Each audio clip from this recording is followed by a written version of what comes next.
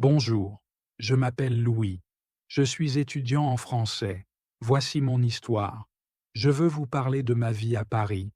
Je veux vous parler de mon enseignant fantastique. Vous pouvez lire mon histoire. Vous pouvez apprendre le français avec moi. Leçon 1. Je vais à Paris. C'est une belle journée d'été. Je voyage en train. Il y a deux dames qui voyagent dans le même train. Elles sont assises en face de moi. Je ne les connais pas, mais je sais qu'elles sont étrangères. Elles se parlent. Je ne comprends pas beaucoup, mais je sais qu'elles parlent français.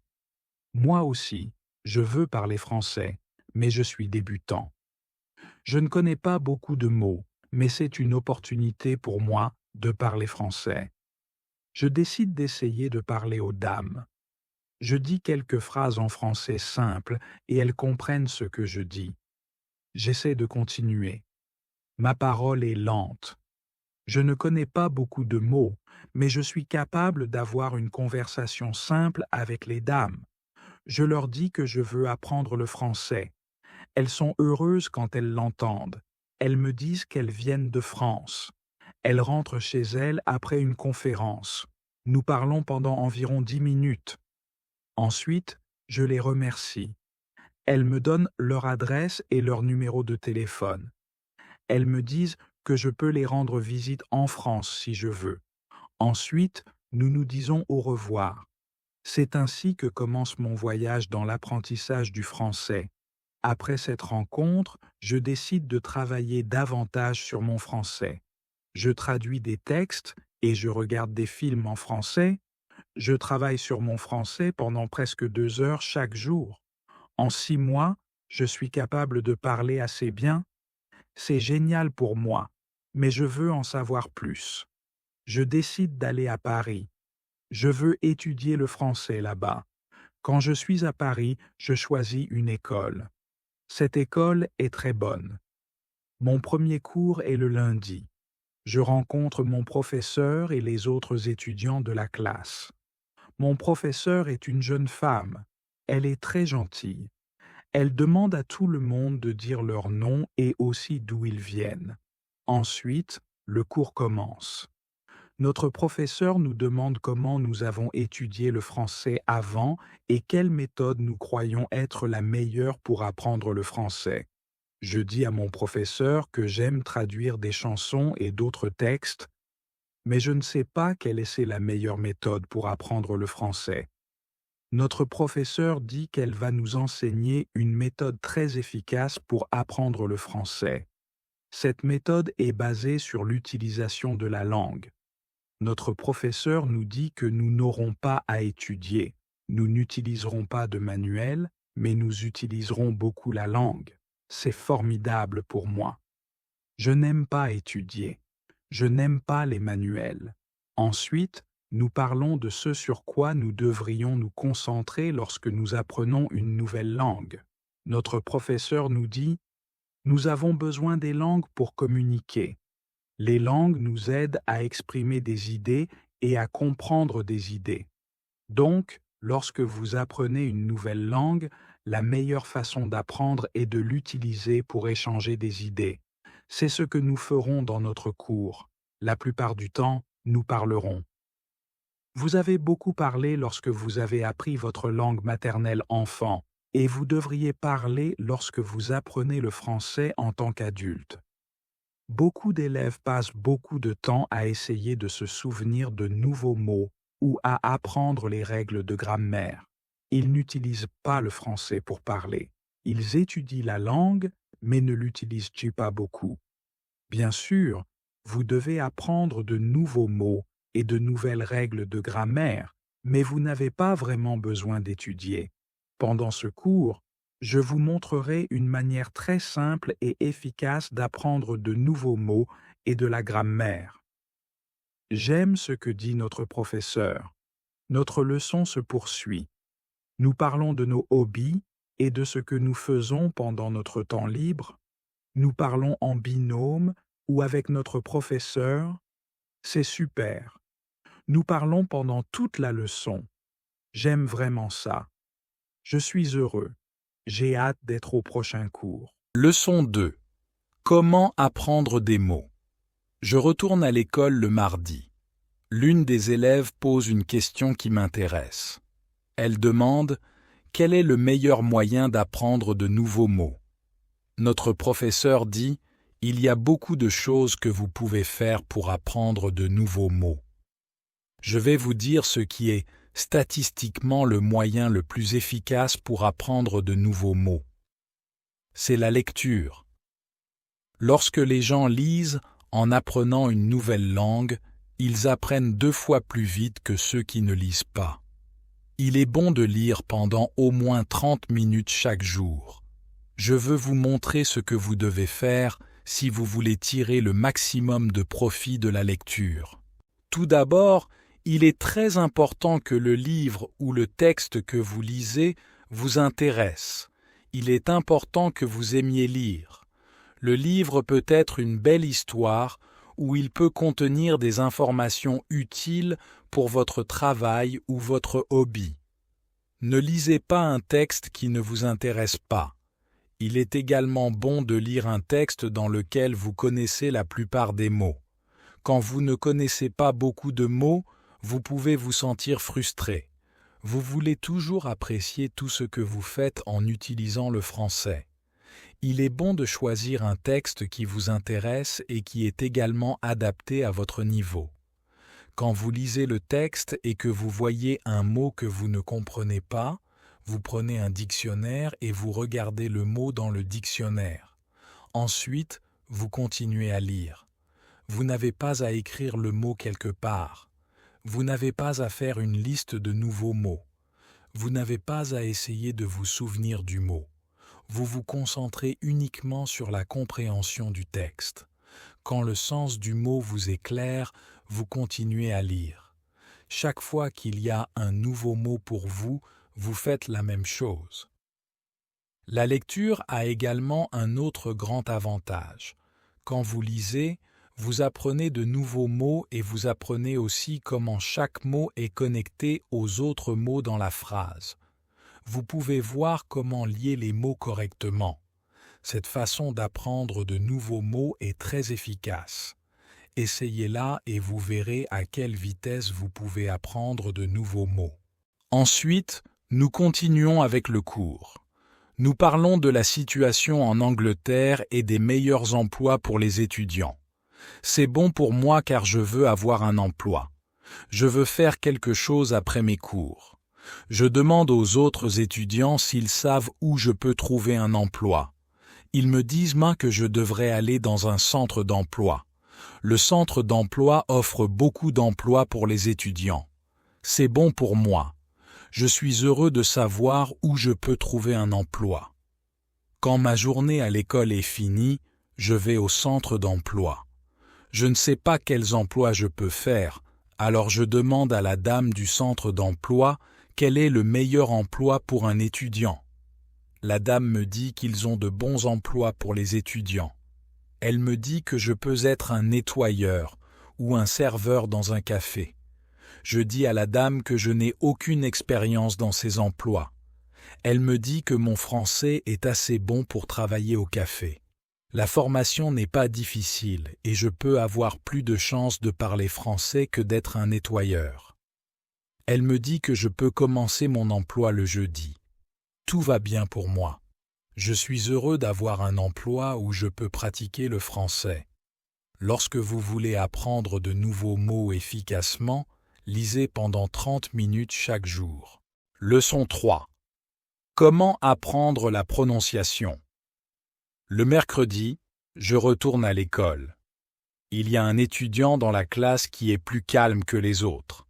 Il vient de Corée du Sud. Quand notre professeur demande s'il y a des questions pour elle, cet étudiant coréen dit qu'il a une question. Il dit qu'il a un gros problème de prononciation. Il sait que sa prononciation n'est pas très bonne, mais il ne sait pas comment l'améliorer. Il ne parle pas beaucoup parce qu'il ne veut pas que les autres écoutent sa mauvaise prononciation. Il dit qu'il lit et regarde beaucoup de films en français. Il comprend très bien, mais il veut aussi améliorer son expression orale. Il demande s'il y a quelque chose qu'il pourrait faire pour être meilleur en prononciation. Quand ma professeure entend cela, elle dit « D'accord, je vais vous dire quelque chose sur la prononciation et comment la pratiquer. Je vais aussi vous enseigner une excellente technique qui peut aider chacun d'entre vous à être meilleur en prononciation. Tout d'abord, nous devons comprendre pourquoi les étudiants ont des problèmes de prononciation. Quand nous parlons, nous devons bouger notre bouche.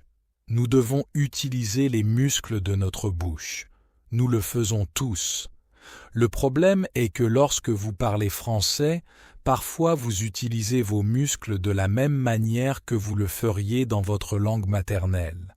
Alors, votre prononciation est différente de celle des locuteurs natifs. Cela arrive à beaucoup d'étudiants qui apprennent le français. Presque tout le monde a une prononciation un peu différente de ce qu'elle devrait être. En fait, ce n'est pas un gros problème car généralement les gens comprennent ce que vous voulez dire même si votre prononciation n'est pas parfaite. Cependant, vous pouvez travailler sur votre prononciation et l'améliorer. Il existe une excellente technique qui peut beaucoup vous aider. Cette technique s'appelle le shadowing. La technique est très simple. Quand vous faites du shadowing, vous copiez simplement le son que vous entendez. Quand les enfants apprennent leur première langue, ils la copient. Ils copient après leurs parents encore, et un jour, leur prononciation est parfaite. Vous pouvez apprendre la prononciation du français de la même manière. Ce que vous pouvez faire, c'est prendre une vidéo ou un enregistrement audio qui n'est pas très rapide et que vous comprenez très bien. Vous écoutez et vous reproduisez ce que vous entendez au moment où vous l'entendez. C'est tout. Ensuite, notre professeure va sur youtube.com et elle recherche la technique du shadowing. Elle trouve une bonne vidéo où la technique du shadowing est bien démontrée. Nous regardons la vidéo. Ensuite, nous essayons tous de faire du shadowing pendant environ 3 minutes. Ensuite, notre professeur nous dit « Le shadowing est également utile lorsque vous préparez une présentation en français et que vous souhaitez avoir une bonne prononciation. » Avant la présentation, vous pouvez aller dans un endroit où vous êtes seul et vous pouvez faire du shadowing pendant environ 10 minutes. Vous verrez combien cela vous aidera à avoir une meilleure prononciation pendant la présentation. Cela m'intéresse beaucoup. Je n'avais jamais entendu parler de cette technique auparavant. Quand la leçon se termine, je vais à la réception de l'école. Je demande à la dame s'il y a des activités sportives à l'école. J'aimerais pratiquer du sport en France. La dame à la réception me dit « Oui, nous avons une équipe de tennis de table et une équipe de football. L'équipe de football a un entraînement aujourd'hui à 17 heures. Je suis très heureux car le sport est très important dans ma vie. Je vais à l'entraînement de l'équipe de football. Je rencontre beaucoup de joueurs de différents pays. Les joueurs viennent du Brésil, du Japon, de Russie, d'Espagne, d'Argentine et d'Italie. J'aime l'entraînement. Je suis très heureux que mon séjour en France commence bien. J'ai un excellent professeur. J'ai aussi de nouveaux amis dans mon équipe de football. De plus, demain je commence mon emploi. Quand vous voulez avoir une bonne prononciation, répétez après les locuteurs natifs. Leçon 4. Comment pratiquer l'expression orale. Le jeudi, je retourne à l'école. Nous avons un nouvel étudiant dans notre classe. Elle s'appelle Monica et elle vient d'Italie. Au début du cours, ma professeure lui demande comment se passe sa vie. Ma professeure connaît Monica depuis 1 an quand elle est allée dans sa classe. C'était une classe pour débutants et ce n'était que pendant 2 semaines pendant les vacances d'été. Quand Monica parle, son français est magnifique. Sa prononciation est très bonne et elle est très fluide. Ma professeure est très contente et elle demande à Monica « Où as-tu appris le français si bien? Tu parles très couramment. Dans quelle école es-tu allé ?» Monica répond « Je ne suis allé dans aucune école. J'ai appris le français à la maison. J'ai utilisé les conseils et les techniques que vous nous avez enseignés l'été dernier. J'ai beaucoup lu, fait du shadowing et parlé à voix haute. J'ai essayé de penser davantage en français qu'en italien. C'est ainsi que j'ai amélioré mon français. Les 2 semaines que j'ai passées l'été dernier dans votre classe m'ont beaucoup aidé. Vous m'avez montré le chemin. Je savais exactement comment travailler sur mon français tous les jours. C'est pourquoi j'ai voulu retourner dans votre classe car il y a 1 an, j'étais débutante et maintenant je sais parler français. Je veux apprendre de vous à nouveau. » Ma professeure est très contente quand elle entend ces mots. Elle remercie Monica d'avoir partagé son expérience. C'est très intéressant pour moi. Je connais déjà l'importance de la lecture.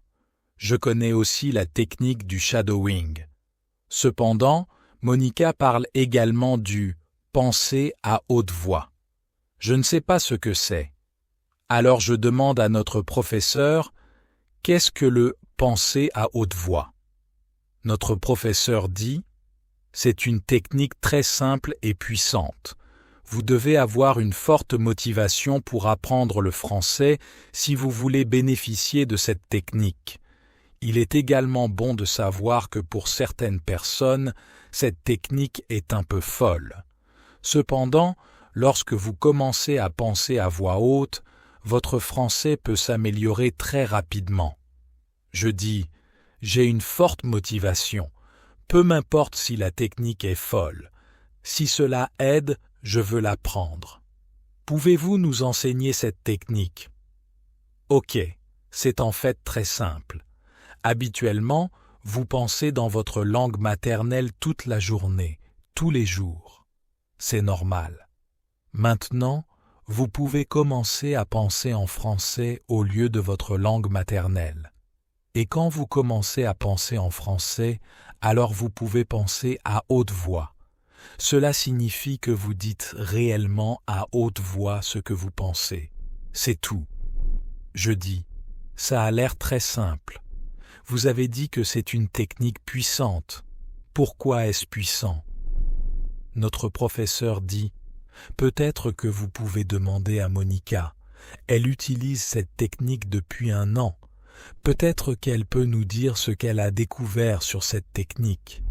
Ensuite, notre professeur demande à Monica si elle est prête à parler de son expérience avec le fait de penser à haute voix. Ça ne pose pas de problème à Monica. Elle dit « Quand j'ai commencé avec cette technique, ce n'était pas facile. J'ai commencé avec des phrases très simples. Par exemple, je peux parler français. C'est bien que je puisse parler français. Je veux m'améliorer. Je dois pratiquer tous les jours. Je ne connais pas beaucoup de mots, mais je peux utiliser ces mots bien. Je peux exprimer mes idées avec ces mots. Je peux le faire, c'est super. » Les phrases étaient vraiment simples. J'ai réalisé que les phrases que je pensais en italien étaient longues et compliquées. Je n'étais pas capable de dire en français exactement ce que je disais en italien. Je devais trouver une forme plus simple. Penser en français simple était la partie la plus difficile. Mais après un certain temps, c'était normal pour moi. C'était normal pour moi de penser en français. Ensuite, quelque chose d'intéressant s'est produit. J'ai rencontré un homme d'Australie. Il était en vacances en Italie. J'étais encore débutante, mais nous avons commencé à parler français. J'ai pu voir que je pouvais parler avec lui sans gros problème. Mes phrases étaient toujours simples et courtes, mais parce que je les avais dites plusieurs fois auparavant quand je pensais à haute voix, j'ai pu parler.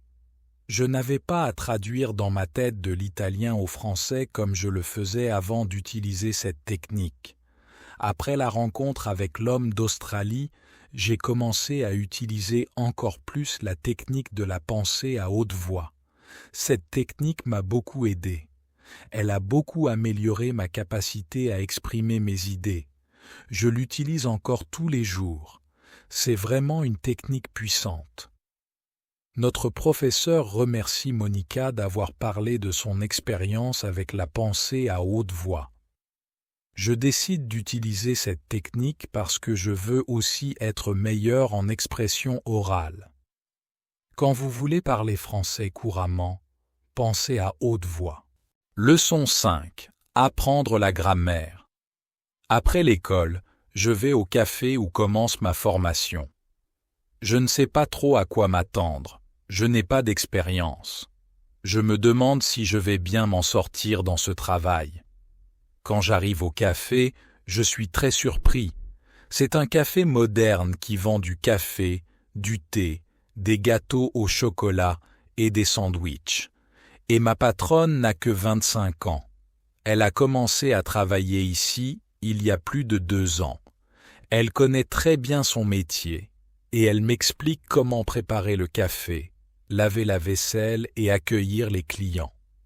Tout est nouveau pour moi. Je me souviens seulement d'environ 20% de ce qu'elle me dit. Mais elle me laisse faire le travail et me corrige quand je fais une erreur. Elle est très gentille et j'apprends vite. Après cette première journée de travail, je suis très fatigué. Mais je suis content d'avoir ce travail. Le lendemain, c'est vendredi et je retourne à l'école. Un élève pose une question intéressante. Parfois, quand je parle, je ne suis pas sûr si je parle correctement.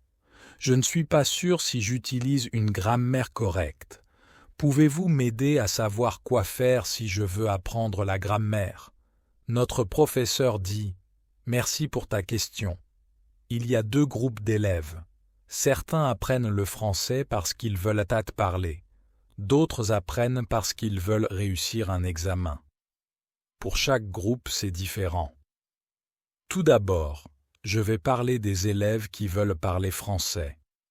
Si c'est ton cas, tu n'as pas à étudier la grammaire beaucoup. Quand tu as appris ta langue maternelle, tu n'as pas appris la grammaire. Tu peux apprendre la grammaire française naturellement en parlant.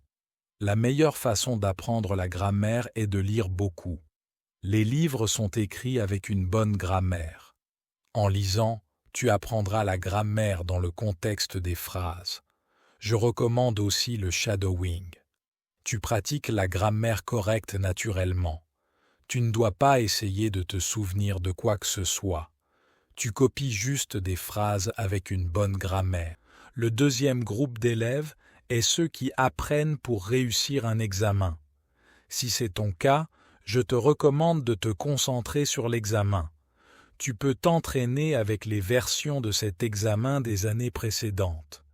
Les versions passées sont un bon entraînement pour l'examen réel. Tu devrais passer l'examen seulement quand tu es prêt. Est-ce que ma réponse te convient? Oui, merci, répond l'élève. C'est une bonne nouvelle. Je n'aime pas étudier la grammaire. J'apprends le français parce que je veux parler. Je n'ai pas besoin de réussir un examen. Leçon 6. Comment tester votre français? C'est encore lundi et je vais à mon école. Notre enseignant nous demande ce que nous avons fait le week-end. Je dis que j'étais au travail le samedi. Je dis que je peux déjà bien faire mon travail. Je dis que je suis heureux quand je peux parler à nos clients. Quand je parle, une des filles dans la classe me demande « Qu'est-ce qui est arrivé à ta voix? Tu sonnes très différent de ce que nous avons entendu la semaine dernière. Ta prononciation est très bonne. » Je souris et je dis « Merci. J'ai utilisé la technique du shadowing samedi soir après mon travail et tout le dimanche. J'ai essayé de parler comme un locuteur natif. Je sais que ce n'est pas parfait, mais je vois aussi un grand changement dans ma prononciation. » Notre enseignant demande si d'autres étudiants ont essayé de pratiquer le shadowing. 3 étudiants disent oui. L'un d'eux est l'étudiant de Corée du Sud. Il aime aussi cette technique. Un étudiant dit qu'elle a essayé la technique mais que sa bouche lui faisait mal après 5 minutes de shadowing et qu'elle a arrêté. Elle dit aussi qu'elle n'était pas toujours capable de répéter tout parce que l'enregistrement était très rapide pour elle. Notre enseignant dit « Merci d'avoir essayé cette technique. Si vous faites du shadowing pour la première fois et que votre bouche vous fait mal après 5 minutes, vous le faites correctement. Vous devez entraîner vos muscles à cette nouvelle façon de parler. C'est comme aller à la salle de sport pour la première fois. Vos muscles peuvent vous faire mal s'ils ne sont pas entraînés. Si les muscles dans notre bouche nous font mal, vous pouvez faire une pause après 5 minutes de shadowing et vous pouvez continuer un peu plus tard. À chaque 5 minutes de pratique, votre prononciation est meilleure. Le shadowing a aussi d'autres avantages. Vous pratiquez la bonne prononciation en français et vous pratiquez aussi d'autres choses, par exemple l'intonation, le rythme et la liaison des mots dans des phrases entières.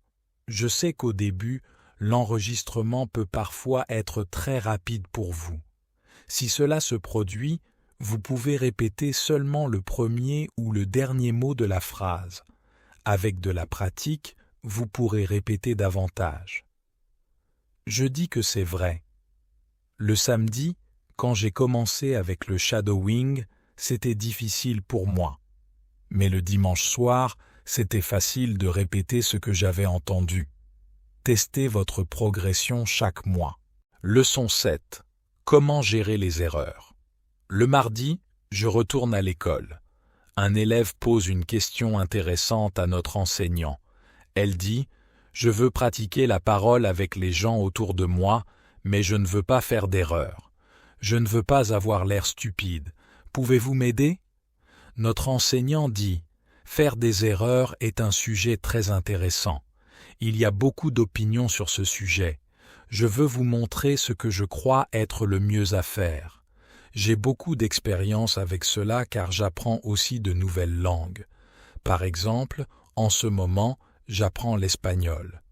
Quand je parle espagnol, je ne me soucie pas de faire des erreurs ou non. La raison pour laquelle je ne me soucie pas des erreurs est simple.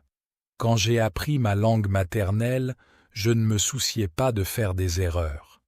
Les erreurs n'étaient pas importantes pour moi. Mon principal objectif quand j'utilise n'importe quelle langue est de dire mes idées. C'est tout. Je sais que quand je lis beaucoup, parle et fais du shadowing, mon espagnol sera de mieux en mieux. Je sais que cela peut paraître très simple, mais c'est mon opinion. C'est ce que j'ai appris après de nombreuses années d'enseignement et d'apprentissage des langues. Cela fonctionne très bien pour moi et beaucoup de mes élèves. Quand je parle, je me concentre uniquement sur la parole. En ce moment, je connais 1500 mots en espagnol. C'est le niveau d'un enfant de 2 ans. Les enfants de 2 ans font beaucoup d'erreurs quand ils parlent, mais ils ne se soucient pas de leurs erreurs. Ils continuent d'utiliser leur langue maternelle et quand ils ont 3 ans, ils font très peu d'erreurs. Et quand ils ont 4 ans, ils parlent généralement très bien. Vous pouvez faire la même chose. Maintenant, la plupart d'entre vous connaissent environ 2000 mots. Donc c'est absolument OK de faire des erreurs de temps en temps. Quand vous continuez à utiliser le français, il y aura de moins en moins d'erreurs dans votre parole. Il n'est pas possible de passer à un niveau supérieur si vous ne faites pas d'erreurs.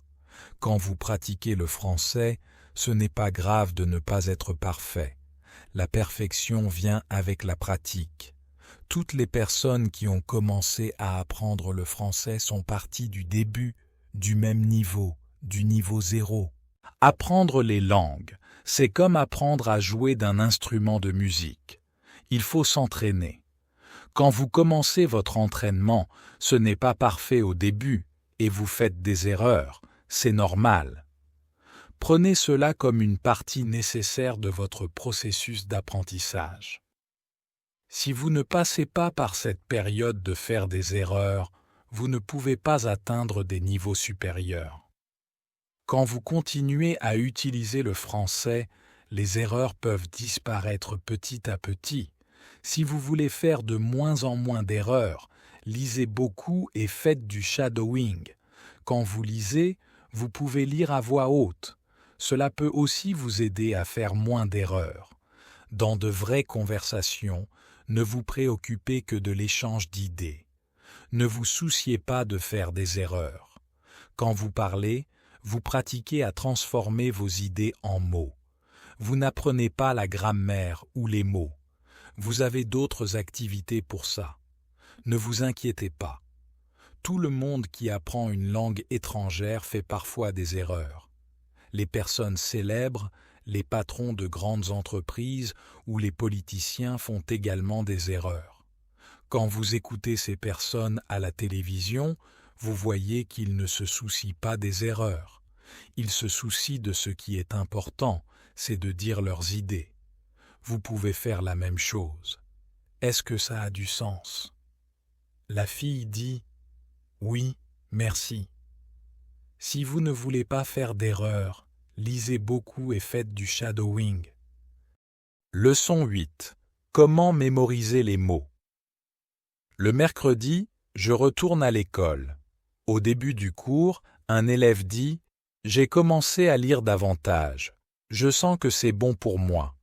Je peux voir comment ma grammaire s'améliore, mais j'ai un problème. Quand je lis et que je ne connais pas un mot, je regarde le mot dans un dictionnaire. Ensuite, je continue à lire. Parfois, quand je vois le même mot 10 minutes plus tard, je ne me souviens pas du mot et je dois le regarder à nouveau. Pouvez-vous m'aider à mieux me souvenir des mots? Notre professeur dit que c'est une question intéressante et elle donne cette explication. Il était normal que vous ne vous souveniez pas du nouveau mot immédiatement. Habituellement, vous devrez regarder le mot 5 fois avant de vous en souvenir. Il y aura aussi des mots que vous devrez voir 10 ou 15 fois. Ce sont généralement des verbes. Lorsque nous apprenons un nouveau mot, le mot passe par des phases. Ce n'est que lorsque vous atteignez la dernière phase que vous vous souvenez très bien du mot. Il y a 5 de ces phases. Nous pouvons les regarder maintenant. La première phase est le moment où vous voyez le mot pour la première fois et que vous ne connaissez pas le mot. Vous regardez le mot dans le dictionnaire. La deuxième phase est le moment où vous voyez le mot pour la deuxième fois. Vous savez que vous avez déjà vu ce mot, mais vous ne vous souvenez toujours pas de sa signification.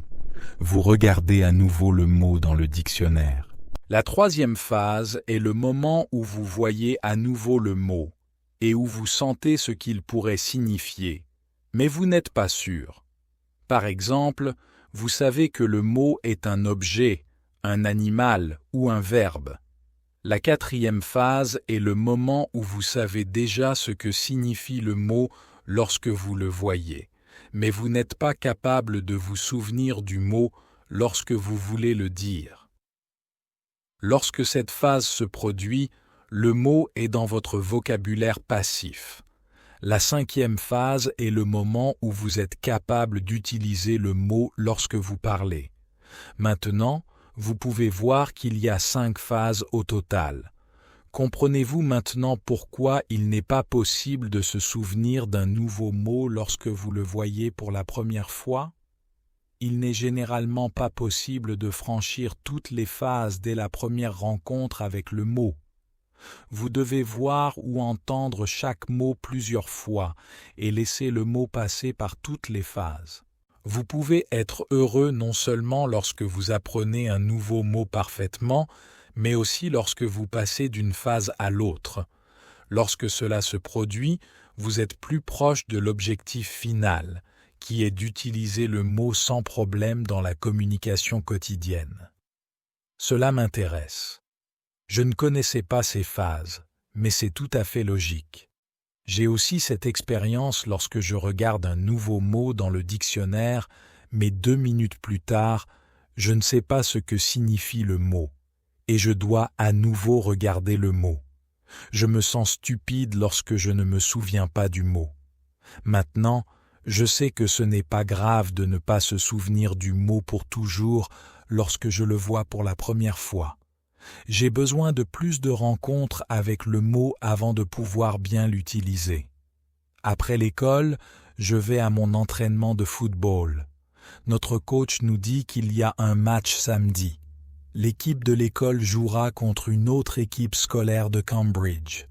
Notre coach me dit de venir jouer pour l'équipe de l'école. Je suis très heureux et j'attends avec impatience le match de samedi.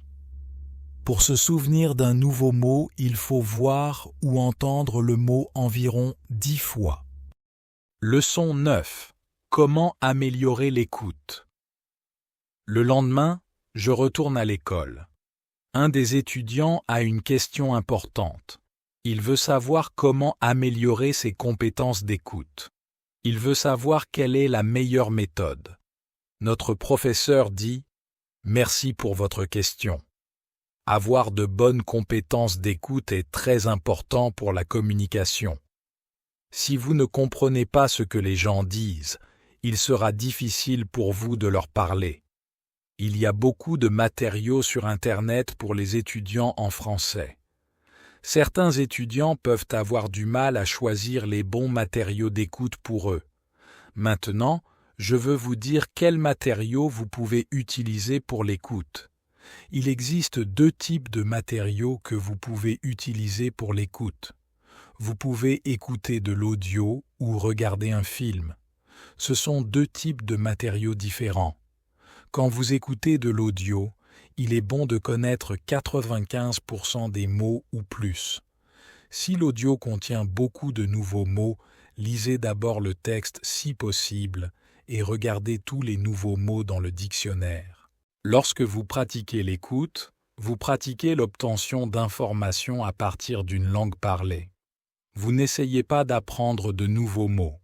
Bien sûr, parfois vous pouvez apprendre de nouveaux mots, mais ce n'est pas le but principal.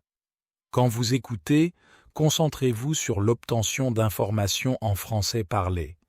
Il est important d'utiliser des matériaux adaptés à votre niveau de français. Par exemple, vous pouvez utiliser des livres en français simplifié qui ont un enregistrement audio. Le type de matériaux pour la pratique de l'écoute sont les films et les vidéos sur YouTube. Ceux-ci sont également très bons. Vous pouvez commencer à les utiliser lorsque vous connaissez 2000 mots en français ou plus. Voici ce que vous devez faire avec un film. Regardez-le une première fois avec des sous-titres pour connaître l'histoire du film. Ensuite, regardez le film sans sous-titres. Si vous aimez beaucoup le film, vous pouvez le regarder plus d'une fois. Quand vous regardez un film plusieurs fois, à chaque vision, vous pouvez comprendre davantage. Il est également bon de regarder des vidéos sur Internet sur des sujets intéressants. Par exemple, si vous aimez la nature, vous pouvez regarder des documentaires sur la nature. Vous pouvez aussi regarder des émissions de télé-réalité. Les émissions de télé-réalité sont beaucoup plus faciles à comprendre que les films ou les documentaires car la structure de l'émission est généralement la même. Il est nécessaire d'avoir au moins 30 minutes d'écoute chaque jour. Lorsque vous écoutez des matériaux en français, regardez toujours ce que vous comprenez déjà. Ça peut être seulement 10% au début. C'est mieux que 0%. Continuez à écouter et bientôt ça peut être 20 ou 30%. Regardez toujours ce que vous savez déjà. Soyez heureux pour chaque nouvelle phrase que vous comprenez. Est-ce que cette information vous aide? Oui, dit l'étudiant. Merci. Le sujet de l'écoute est très intéressant pour moi. Maintenant, je sais quoi faire quand je veux être meilleur en écoute. Quand vous voulez être bon en écoute, écoutez pendant 30 minutes chaque jour. Leçon 10. Ce qu'il vous faut avant de commencer. Vendredi, nous avons une conversation intéressante dans notre classe. Notre professeur nous pose une question. Elle demande « Vous souvenez-vous de votre première impulsion pour apprendre le français ? Vous souvenez-vous du moment où vous avez commencé à apprendre le français? Je dis que je me souviens du moment où j'ai commencé à m'intéresser au français. Mon professeur dit: Pouvez-vous nous parler de ce moment? Je dis: Oui. D'abord, je dois dire que le français n'a pas toujours été ma matière préférée. J'ai commencé à apprendre le français au lycée. Au début, c'était très difficile pour moi. Je ne comprenais pas la structure de la langue. Pour moi, elle n'avait pas de logique. J'essayais de retenir des mots. J'essayais d'apprendre la grammaire, mais c'était très dur pour moi. Quand j'ai fini le lycée, j'étais encore seulement un débutant. Je ne pouvais pas parler français, et je croyais que je ne pourrais jamais apprendre cette langue. Je croyais que le français n'était pas fait pour moi. Puis quelque chose s'est passé. J'ai toujours aimé la musique, et quand j'avais 20 ans, j'ai commencé à écouter Édith Piaf.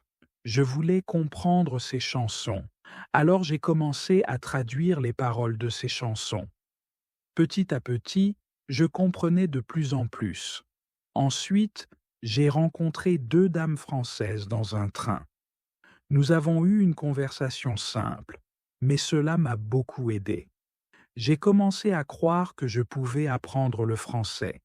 À partir de ce moment, je travaillais sur mon français presque tous les jours et je m'améliorais de plus en plus. Puis, j'ai commencé à venir dans cette école. Mon professeur me remercie pour mon histoire. Elle me dit aussi: Voici quelque chose de très intéressant dans votre histoire. D'abord, vous n'aviez pas de motivation pour apprendre le français. Puis, vous avez trouvé une motivation. Vous vouliez comprendre des chansons. Vous pouvez voir que la motivation est très importante. Quand vous l'avez, vous pouvez apprendre le français. Quand vous ne l'avez pas, c'est très difficile de réussir. Ensuite, notre professeur demande à tout le monde dans la classe leur motivation pour apprendre le français. Les histoires sont très intéressantes.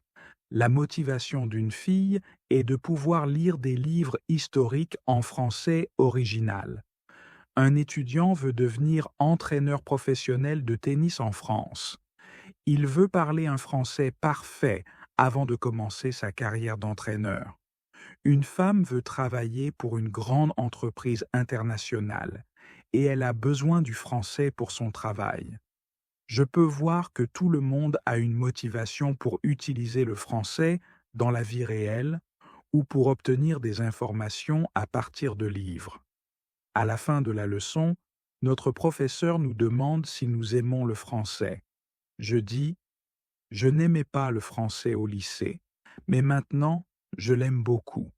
Je vois à quel point c'est utile de connaître cette langue.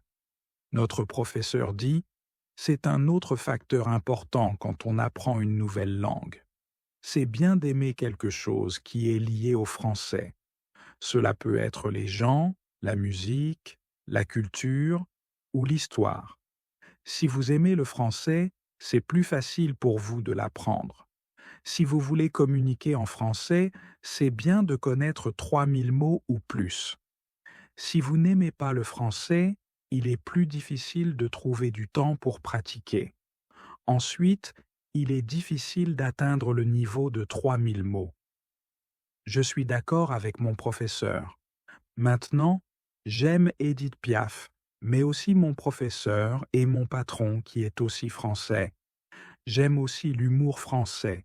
Maintenant, il est beaucoup plus facile pour moi de trouver du temps pour pratiquer le français chaque jour. Samedi, je vais jouer au football avec l'équipe de mon école. Nous avons de très bons joueurs dans notre équipe et nous gagnons 3-2. Nous sommes tous très heureux. Nous allons au café après le match et nous célébrons notre victoire. Comment apprendre 3000 mots? Lors de la leçon suivante, un des étudiants pose cette question à notre professeur. Vous dites qu'il est bien de connaître 3000 mots. Où puis-je trouver ces 3000 mots? Mon professeur répond: Vous pouvez trouver une liste des 3000 mots les plus fréquents en français sur Internet. Mais il est difficile d'apprendre de nouveaux mots à partir de cette liste. Ces mots ne sont pas liés à une histoire. Vous n'apprenez pas quels autres mots sont connectés à ces mots dans des phrases. Ce système fonctionne seulement pour certains mots. Ce sont des mots de base qui décrivent les choses et les personnes autour de nous.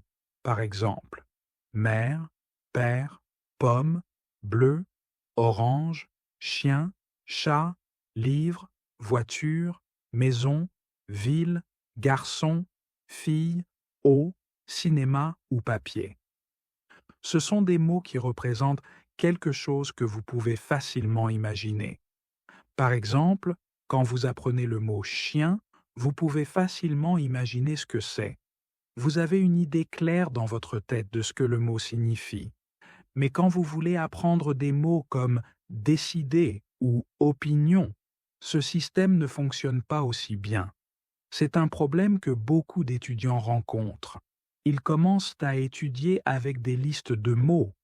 Cela fonctionne au début, et ils croient qu'ils peuvent apprendre le français de cette manière. Ils ne savent pas que lorsqu'ils atteignent le niveau de 1000 mots, ils doivent commencer à utiliser un système différent. Si vous voulez apprendre des mots d'un niveau supérieur, vous devez les apprendre à partir de phrases complètes. Si vous comprenez le sens d'un mot dans le contexte d'une phrase, vous pouvez apprendre le mot beaucoup mieux. Il y a aussi une règle intéressante qu'il est bon de connaître. Chaque mot important pour vous reviendra dans votre vie encore et encore. C'est très similaire à la façon dont nous apprenons notre propre langue. Quand nous sommes enfants, nous n'étudions pas à partir de listes de mots. Nous utilisons simplement la langue et les mots importants entrent dans notre vie encore et encore. Nous apprenons de nouveaux mots de cette manière tout au long de notre vie. Par exemple, le verbe « googler » est un mot nouveau dans de nombreuses langues. Nous avons appris ce mot en utilisant la langue. Nous n'avons pas appris ce mot à partir d'une liste. Quand vous avez entendu le mot « googler » pour la première fois, vous ne saviez probablement pas ce qu'il signifiait. Puis vous l'avez entendu encore et encore, parce que ce mot était important pour vous, et après un certain temps, vous avez compris le mot. Vous pouvez oublier les listes de mots. Apprenez de nouveaux mots en lisant des histoires et d'autres textes intéressants. Quand vous utilisez le français beaucoup chaque jour, vous pouvez bientôt apprendre 3000 mots. Est-ce que cela a du sens? Oui, dit l'étudiant. Merci. Après l'école, je vais à mon travail. Je connais déjà très bien mon travail. Les choses commencent à devenir automatiques. Je suis heureux de comprendre mes clients. Ce n'est pas très difficile parce que les conversations sont généralement très similaires. Nos clients veulent du café ou des sandwichs, donc les mots sont généralement les mêmes ou très proches. Ma confiance augmente et parfois je commence à avoir des conversations plus longues avec nos clients. Tout va bien, mais ensuite quelque chose se passe. C'est un peu choquant pour moi. Quand vous apprenez un nouveau mot, apprenez-le comme partie d'une phrase entière. Leçon 12. Comment améliorer votre accent? Mardi, quelque chose d'intéressant se passe pendant que je travaille. 2 clients entrent dans notre café.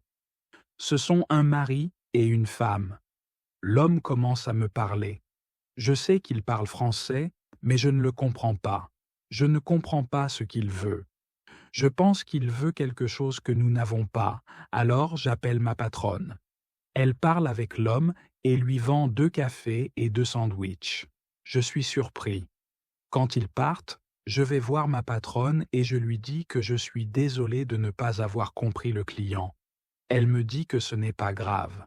Elle m'explique que cela peut arriver lorsque des gens parlent avec un accent auquel nous ne sommes pas habitués. Elle me dit que le couple venait du Québec. Le lendemain, je vais à l'école et je raconte cette histoire à mon professeur. Je lui dis que je me suis senti vraiment stupide de ne pas avoir compris notre client. Je n'étais pas sûr que mon français soit suffisant pour mon travail. Ma patronne était compréhensive, mais j'avais encore besoin d'aide de mon professeur. Je voulais savoir ce que je pouvais faire dans ce genre de situation. Mon professeur me dit: «Je comprends. Tu comprends le français que les gens parlent à Paris, mais l'accent québécois est nouveau pour toi.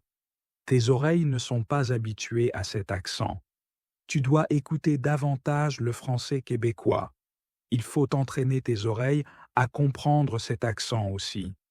Ce qui t'est arrivé peut arriver à tout le monde. Quand tu parles déjà français à un certain niveau et que tu vas dans une région où les gens parlent avec un accent différent, c'est normal de ne pas comprendre tout de suite. Ce n'est pas grave, et cela prend généralement 2 semaines pour s'habituer à un nouvel accent. Ne pense pas qu'il y a quelque chose qui ne va pas chez toi si tu ne comprends pas un nouvel accent. Avec de la pratique, tu peux entraîner tes oreilles à cet accent. Alors je demande: que puis-je faire pour comprendre l'accent québécois? Je ne vis pas au Québec.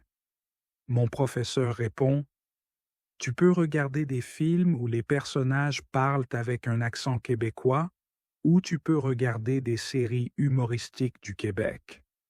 Avec le temps, tu comprendras mieux. Je lui dis: merci. Après l'école, je retourne au travail. Vers 16 heures, 2 clientes intéressantes arrivent dans notre café. Cette fois, elles ne viennent pas du Québec. Ce sont des étrangères. Elles veulent acheter du café. Ce sont 2 femmes, et il est évident que leur français est très basique. Ma patronne les sert. Quand elle comprend qu'elles ne parlent pas bien français, elle fait quelque chose de très intéressant. Elle change son français. Elle utilise des phrases très simples avec seulement 3 ou 4 mots. Je vois que les femmes la comprennent. Elles achètent 2 cafés, 2 sandwichs et 2 gâteaux. Elles sont contentes, et ma patronne est contente aussi. Quand les femmes partent, je dis à ma patronne que c'était très gentil de sa part d'adapter son français pour que les 2 clientes la comprennent. Ma patronne me répond que parfois, elle doit parler un français très simple. Peu importe si les clients parlent de bien français ou non. Ce sont nos clients, et nous devons tout faire pour eux. Si nos clients voient qu'ils peuvent parler français ici, ils reviendront tous les jours. Je pense que ma patronne est une bonne femme d'affaires. Elle fait tout son possible pour rendre nos clients heureux. C'est vrai que nous avons beaucoup de clients. Notre café est occupé tous les jours. Quand tu veux comprendre des personnes avec un accent particulier, écoute des enregistrements audio où l'on parle avec cet accent pendant un certain temps. Leçon 13. Ce que vous pouvez faire à votre niveau. Le lendemain à l'école, je raconte à mon professeur mon expérience avec ma patronne et les 2 dames qui ne parlaient pas très bien français. Notre professeur dit: super, ta patronne doit être une jeune femme très intelligente. Il est vrai que vous pouvez communiquer avec tout le monde. Les personnes qui parlent très bien français peuvent avoir une conversation avec celles qui sont au début de leur apprentissage. Aujourd'hui, nous allons parler des différents niveaux de français et de ce que vous pouvez faire à ces niveaux. Commençons par le niveau le plus bas, celui de 1000 mots. À ce niveau, les étudiants peuvent parler de choses basiques de la vie quotidienne. La communication est très limitée, mais il est déjà possible de parler lentement pendant un court moment avec des personnes qui veulent discuter avec vous. Vos phrases sont courtes, elles ont généralement 4 mots. Si les autres parlent aussi avec des phrases courtes, vous pouvez avoir une conversation simple. Quand les étudiants passent à un niveau plus élevé, celui de 2000 mots, les conversations deviennent plus faciles et les phrases sont plus longues. C'est le niveau auquel tu es en ce moment. Tu peux parler de beaucoup de choses dans ta vie. Tu peux parler de ta famille, de tes loisirs, de ton travail et de tes voyages. Parfois, tu peux avoir un problème si tu veux approfondir une conversation sur certains sujets, mais ce niveau est généralement suffisant pour utiliser le français au quotidien. Si tu veux pouvoir avoir une conversation plus profonde sur de nombreux sujets, il est bien de connaître 3000 mots. C'est un bon objectif pour les étudiants de français. Bien sûr, tu peux apprendre plus de 3000 mots. Avec plus de mots, c'est plus facile de communiquer en français. Mais 3000 mots, c'est le niveau qui est généralement suffisant pour parler de presque tout en français. Je pense que les deux dames dans ton café connaissaient environ 1000 mots. Ta patronne s'est mise à leur niveau et a eu une conversation basique avec elles. Après l'école, je vais à mon travail. Les deux dames reviennent dans notre café. Cette fois, elles amènent deux de leurs amis. C'est mon tour de les servir. Je leur parle avec des phrases simples et courtes. Elles me comprennent. C'est génial. Elles me disent qu'elles sont des touristes du Japon. Elles me disent qu'elles aiment notre café parce que les gens les comprennent ici. Quand vous voulez être capable de communiquer en français, apprenez 3000 mots. Leçon 14. Que faire quand vous êtes timide? Jeudi, je vais encore à l'école. Une étudiante pose une question très intéressante. Elle dit: Je suis très timide quand je dois parler en français. Pouvez-vous m'aider? Je ne veux pas être si timide. Notre professeur dit: C'est vrai que, quand nous utilisons une langue étrangère, il est naturel d'être timide.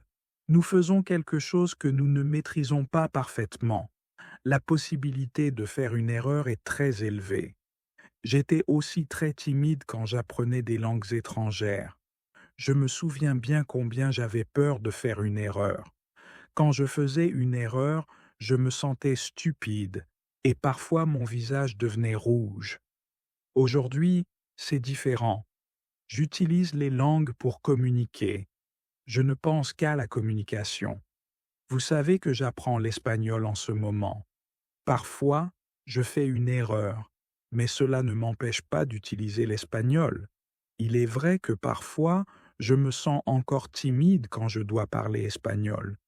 Parfois, mon visage devient rouge, mais je ne m'en préoccupe pas trop. C'est un sentiment humain naturel, et il ne dure qu'un court moment. Je continue à utiliser l'espagnol, parce que je sais que c'est seulement en l'utilisant que je peux progresser. J'essaie aussi de voir les choses telles qu'elles sont. Je suis une étudiante et je suis en chemin vers un bon niveau d'espagnol. Il est impossible de passer plusieurs niveaux en un seul jour. Un débutant ne peut pas devenir un locuteur parfait en une heure. Je regarde aussi ce que je représente pour les gens autour de moi. Quand je parle déjà un peu espagnol, j'ai une valeur pour les personnes qui parlent espagnol. Vous pouvez voir la même chose. Quand vous parlez déjà un peu français, vous pouvez avoir une conversation avec d'autres personnes en français. C'est génial. Regardez ce que vous savez déjà. Vous connaissez 2000 mots. Vous êtes déjà passé de 0 à 2000 mots. Soyez content de cela. Certains étudiants pensent que parler français signifie parler comme un locuteur natif, avoir une prononciation parfaite, une grammaire parfaite et parler sans aucune erreur. Ils pensent que s'ils ne font pas cela, ils ne connaissent pas vraiment le français. Ils sont timides parce qu'ils ne sont pas parfaits. Ces étudiants sont très durs avec eux-mêmes, et ce n'est pas nécessaire. Vous êtes géniaux parce que vous parlez déjà un peu français. Continuez à travailler sur votre français et votre timidité disparaîtra petit à petit. J'aime ce que notre professeur nous dit. Moi aussi, je suis parfois timide. Je sais que je dois pratiquer beaucoup pour parler, mais dans certaines situations, je ne veux pas avoir l'air stupide et je ne parle pas autant que je pourrais. Je décide d'être plus courageux dans ces situations et de les utiliser pour pratiquer davantage. Ensuite, un étudiant dit: Parfois, je veux dire quelque chose, mais je ne connais pas le mot que je veux dire. Alors, je m'arrête et je ne sais pas quoi faire. Dans ces situations, je me sens très stupide. Puis, la prochaine fois où je peux parler français, Je ne veux pas parler parce que je ne veux pas me retrouver encore dans cette situation stupide. Pouvez-vous m'aider avec ça? Notre professeur dit, quand vous commencez à parler français, vous devez vous préparer à une chose. C'est le moment où vous ne connaissez pas un mot que vous voulez dire. Dans une telle situation, vous devez apprendre à décrire le mot. Cette compétence est très importante quand vous apprenez une nouvelle langue. Vous devez apprendre cette compétence. Vous devez vous entraîner à exprimer vos idées avec le vocabulaire que vous avez. Par exemple, vous ne savez pas comment dire le mot clé. Vous pouvez le décrire comme une petite chose pour ouvrir une porte. Vous décrivez aussi des mots dans votre langue maternelle, mais souvent vous ne vous en rendez pas compte. Si vous ne connaissez pas le mot pour quelque chose, vous le décrivez simplement à l'autre personne pour qu'elle comprenne ce que c'est. Vous pouvez faire la même chose en français, mais vous devez vraiment vous entraîner à cela. Parler à voix haute est une très bonne technique pour s'entraîner à bien décrire. Utilisez cette technique tous les jours et votre capacité à décrire des choses s'améliorera. Vous ne pouvez apprendre le français qu'en l'utilisant. C'est normal d'être timide, mais cela ne doit pas vous empêcher d'utiliser le français. Leçon 15. Qui est talentueux? Le lendemain, c'est vendredi, et je retourne à l'école. Je suis content d'aller dans cette classe, non seulement parce que nous avons un excellent professeur, mais aussi parce qu'il y a des étudiants de nombreux pays différents. Certains viennent d'Europe, d'autres d'Amérique du Sud. Il y a aussi un étudiant du Japon et un autre de Corée du Sud dans ma classe. C'est bien pour moi, car les étudiants ne parlent pas ma langue maternelle. Quand je leur parle, je dois utiliser uniquement le français. C'est très bon pour ma pratique. Aujourd'hui, nous avons une nouvelle étudiante dans notre classe. Elle s'appelle Sofia et elle vient d'Argentine. Au début de la leçon, Sofia dit qu'elle pense qu'elle n'a pas de talent pour apprendre les langues, mais qu'elle veut travailler dur pour progresser. Mon professeur lui demande « Pourquoi pensez-vous que vous n'avez pas de talent ?» Elle répond « Je pense que je n'ai pas de talent parce que ma sœur apprend le français très vite, mais pour moi, c'est difficile. » Ensuite, notre professeur demande à tout le monde dans la classe « Pensez-vous que vous avez un talent pour apprendre les langues? Levez la main si vous croyez que vous avez un talent. » Je regarde autour de la classe et personne ne lève la main. Mon professeur sourit, puis il dit « Maintenant, je veux vous dire quelque chose. Beaucoup de gens pensent qu'il faut avoir du talent pour apprendre une nouvelle langue. Je suis d'accord. Oui, il faut avoir du talent pour apprendre une nouvelle langue, mais je crois aussi que vous avez déjà un talent pour apprendre les langues. Pourquoi avez-vous un talent? Vous avez un talent parce que vous avez déjà appris une langue, votre langue maternelle. Vous avez réussi à apprendre votre langue maternelle et vous la parlez couramment. Toutes les personnes qui peuvent apprendre leur langue maternelle ont un talent pour apprendre les langues. Pourquoi beaucoup d'étudiants pensent-ils qu'ils ne sont pas talentueux? La raison est celle-ci. Il y a des gens qui sont super talentueux. Oui, c'est vrai. Ces personnes super talentueuses mémorisent de nouveaux mots très vite et pour longtemps.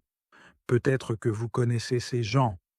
Peut-être que c'est quelqu'un dans votre travail ou dans votre famille. Ces personnes ne sont pas nombreuses, mais elles existent. Je crois que c'est peut-être aussi le cas de la sœur de Sofia. Apprendre une nouvelle langue est amusant pour ces personnes, et elles y arrivent facilement. Sofia dit que c'est vrai, que sa sœur est vraiment meilleure que tout le monde. Notre professeur continue. Il est vrai que ces personnes super talentueuses existent. C'est un fait, et nous ne pouvons rien y faire. Mais ce n'est pas un problème. Le problème, c'est que nous nous comparons à ces personnes, et si nous n'apprenons pas aussi vite qu'elles, Nous pensons que nous ne sommes pas talentueux. Je veux vous demander une chose.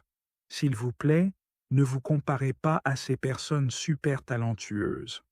Oui, elles ont de la chance et elles ont un avantage, mais vous aussi, vous pouvez être chanceux et super talentueux dans d'autres domaines. Peut-être que vous êtes plus talentueux que d'autres pour apprendre à chanter, nager, jouer au tennis, compter des chiffres, cuisiner ou réparer des voitures. Les gens ne sont pas tous pareils. C'est la beauté de ce monde. Maintenant, vous pouvez croire que vous êtes aussi talentueux. Peut-être pas super talentueux, mais talentueux. Quand vous croyez que vous êtes talentueux, apprendre le français sera plus facile pour vous. Ces mots de notre professeur sont très utiles pour nous. Je sais que je suis talentueux pour jouer au football et au tennis.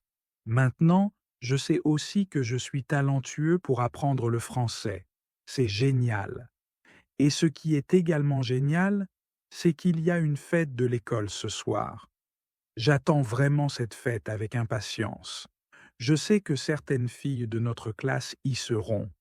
J'espère que notre nouvelle étudiante, Sophia, y sera aussi. Je connais Sophia depuis seulement un jour, mais je l'aime déjà beaucoup. Si vous pouvez parler votre langue maternelle, alors vous avez un talent pour apprendre le français. Leçon 16. Comment parler couramment? Lundi, je retourne à l'école. Notre professeur nous demande comment s'est passée la fête de l'école de vendredi. Un étudiant dit que la fête était géniale. Nous avons bu beaucoup de boissons et nous nous sommes bien amusés. Les filles de notre classe ont aussi beaucoup aimé la fête. J'ai aussi beaucoup aimé la fête parce que Sophia était là. J'ai pu lui parler et nous avons dansé ensemble. C'était vraiment très agréable. Il y avait aussi 2 garçons de mon équipe de football à la fête. Ces garçons viennent du Brésil. Leur français était basique. Ils ne pouvaient parler qu'en phrases courtes, mais ils étaient très drôles pendant la fête. Ils ont fait beaucoup de blagues sur la vie en France, sur d'autres joueurs de notre équipe et sur les filles de leur classe. Leurs phrases étaient très courtes, avec seulement 3 ou 4 mots, mais ils étaient capables de parler couramment. Quand nous parlons de la fête, je dis à mon professeur, c'était vraiment intéressant de voir que quelqu'un qui ne connaît pas beaucoup de mots peut déjà parler couramment. Je connais des étudiants qui sont à un niveau beaucoup plus élevé et qui ne peuvent pas parler couramment. Mon professeur dit, les 2 garçons de ton équipe de football t'ont montré la bonne façon de faire. Ils ont utilisé ce qu'ils savaient. Ils se sont concentrés uniquement sur ce qui était vraiment important, la communication. Ensuite, une fille demande « Alors, que pouvons-nous faire si nous voulons parler couramment français? Aller à des fêtes et faire des blagues ?» Mon professeur répond « D'abord, laissez-moi expliquer ce que signifie parler couramment.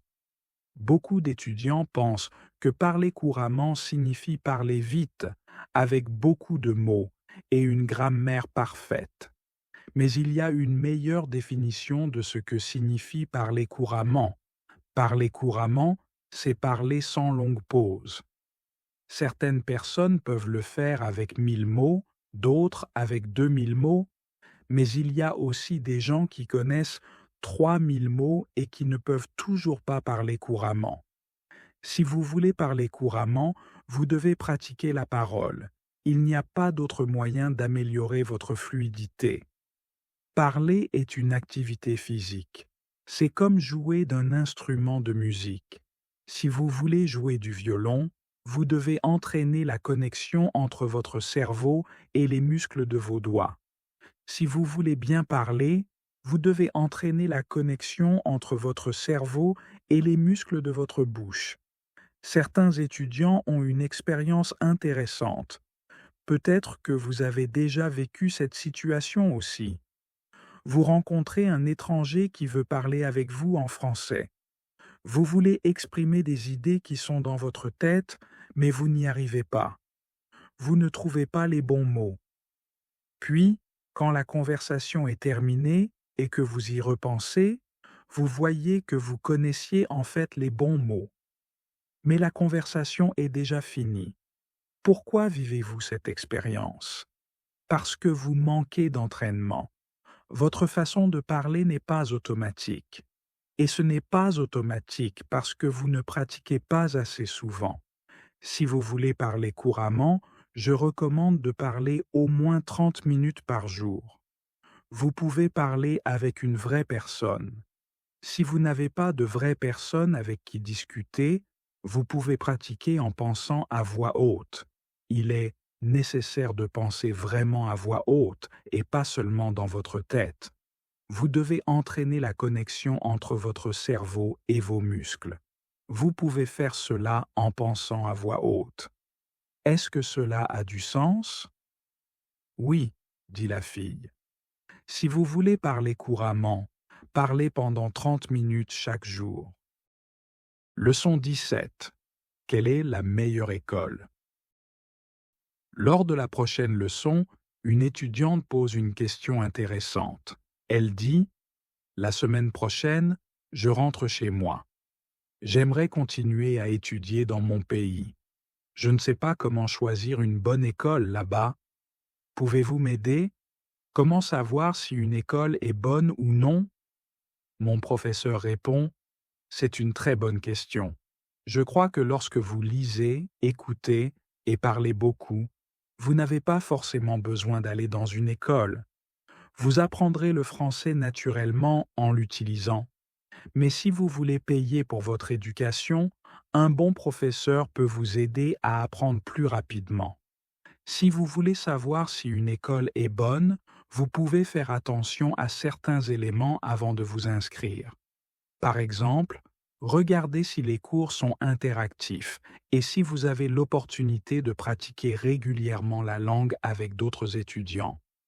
Demandez aussi si l'école utilise des méthodes modernes, comme des jeux de rôle, des discussions ou des exercices basés sur des situations réelles.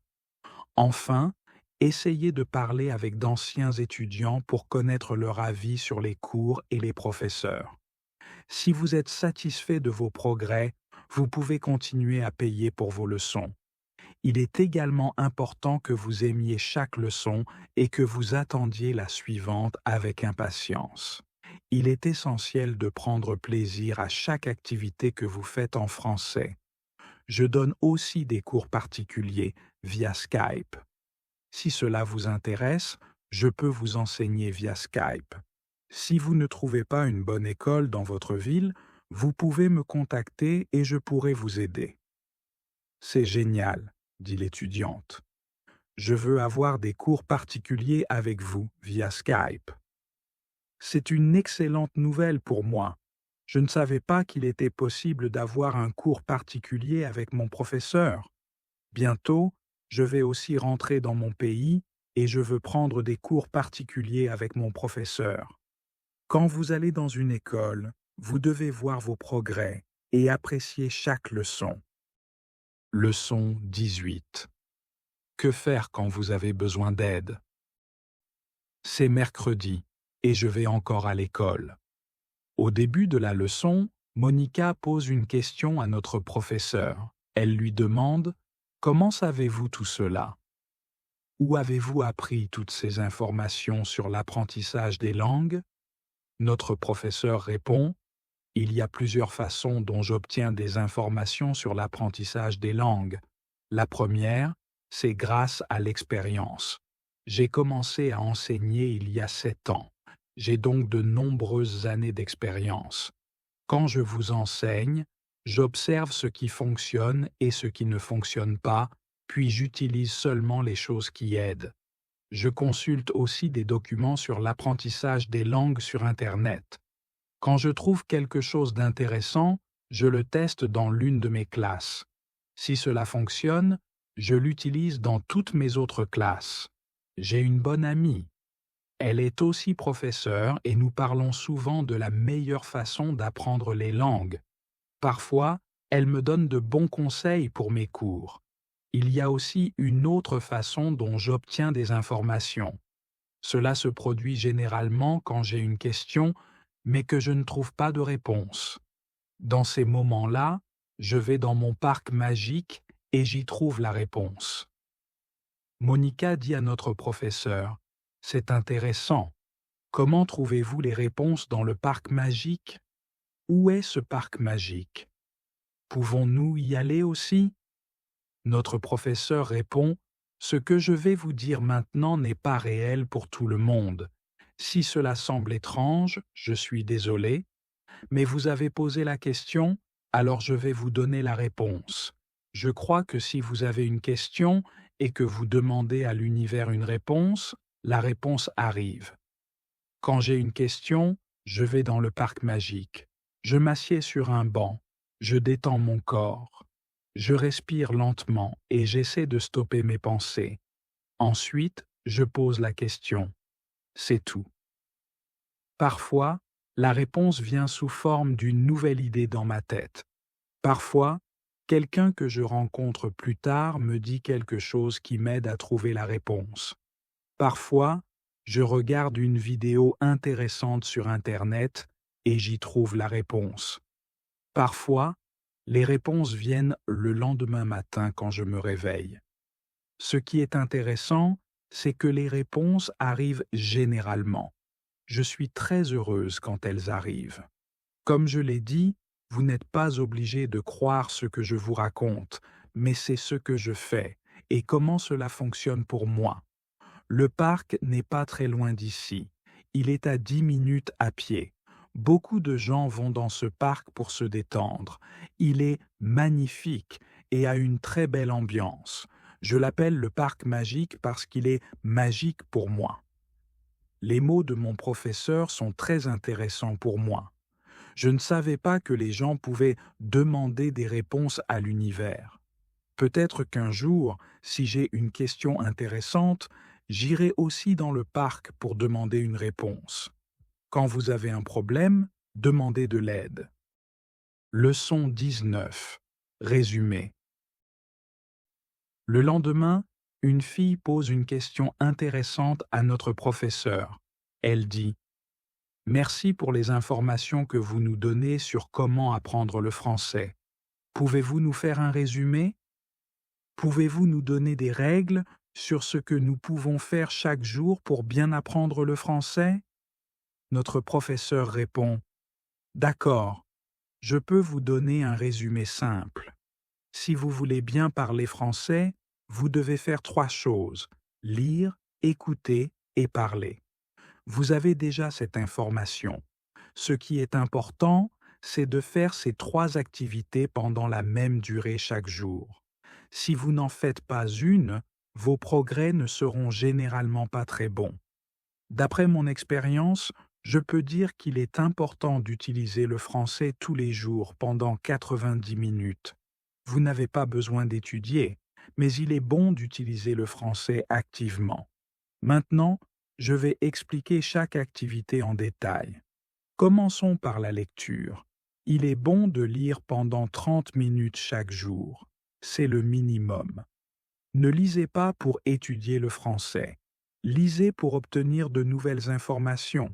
Lisez pour apprécier une histoire intéressante. Je sais que je répète cette information encore et encore, mais c'est vraiment important.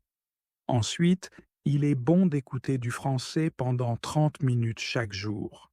Il est préférable de commencer par écouter des livres audio ou des actualités simples. Ensuite, vous pouvez passer à un niveau plus élevé de livres et d'actualités. Quand vous connaissez 2000 mots, vous pouvez commencer à regarder des films et des vidéos sur Internet. Enfin, il y a la parole. Vous savez déjà à quel point il est important de parler lorsque vous apprenez le français. Il est important de parler pendant 30 minutes chaque jour. Bien sûr, le mieux est de parler avec de vraies personnes. Votre professeur, vos collègues ou vos amis. Essayez de trouver quelqu'un qui est à votre niveau de français ou un peu meilleur et parlez avec cette personne. Mais si vous n'avez personne à qui parler, avec les techniques du shadowing, mimétisme et du penser à voix haute, vous pouvez aussi pratiquer beaucoup chaque jour. J'utilise souvent ces techniques quand j'apprends l'espagnol. Je n'ai pas de locuteur natif espagnol dans ma vie. J'utilise ces deux techniques pour améliorer mon espagnol. Comme vous pouvez le voir, apprendre le français est simple. Tout ce que vous avez à faire, c'est lire, écouter et parler. C'est tout. Maintenant, vous savez comment faire. Merci, dit la fille. Ce sont d'excellentes informations. Vous êtes la meilleure. Je suis aussi très heureux qu'elle ait posé cette question. C'est mon dernier jour à l'école et j'avais besoin d'un résumé sur ce que je peux faire. Pendant les 4 semaines que j'ai passées avec mon professeur, j'ai beaucoup appris. J'ai aussi beaucoup amélioré mon français. Mon professeur sait que c'est mon dernier jour à l'école. Elle me demande si je veux dire quelque chose aux autres étudiants de la classe. Je dis que j'étais très heureux d'étudier dans cette classe. J'ai rencontré beaucoup de gens sympas. Je donne à tout le monde mon adresse e-mail et je leur dis qu'ils peuvent me contacter s'ils le souhaitent. Puis, je dis au revoir à tout le monde. Je suis un peu triste, mais je sais que je dois continuer ma vie. Aujourd'hui, cela fait 1 an depuis mon dernier jour à l'école. J'ai utilisé le français tous les jours. J'ai appliqué les techniques de mon professeur. Maintenant, je connais 4000 mots en français. C'est génial. J'ai aussi un nouveau travail. Je commence à enseigner le français. J'enseigne aux débutants. Ils ne connaissent que 500 mots. C'est bien pour moi, car je sais que j'ai besoin de beaucoup de pratique en tant que professeur avant de pouvoir enseigner à des niveaux plus avancés. J'ai un grand avantage dans mon nouveau travail. J'ai eu une excellente professeure à Paris, j'ai beaucoup appris d'elle. Maintenant, j'essaie de transmettre tout ce que j'ai appris à mes étudiants. Je veux qu'ils réussissent eux aussi. Quand vous voulez apprendre le français, lisez, écoutez et parlez. Faites chaque activité pendant 30 minutes chaque jour. Merci d'avoir regardé cette vidéo. Nous n'avons pas fini. De nouvelles techniques arrivent dans les prochains jours. Abonnez-vous à la chaîne pour ne pas manquer nos nouvelles vidéos. Au revoir.